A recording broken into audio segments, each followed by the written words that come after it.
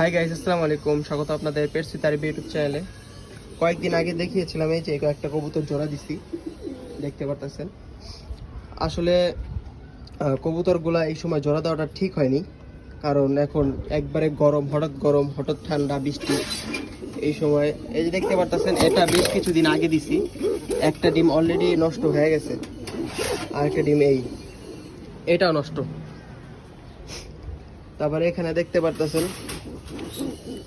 এই কবুতর দুইটা ডিম দিছে, এই দুইটাও ফুটবে না।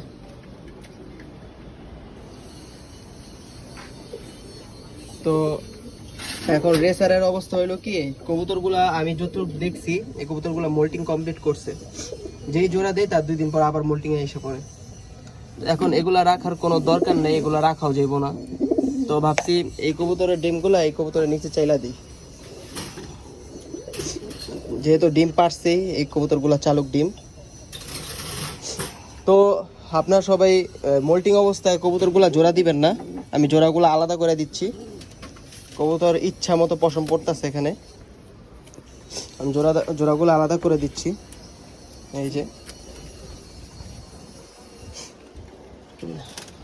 আলাদা করে দিলাম, এই উপরের কবুতরটাও আলাদা করে দিই।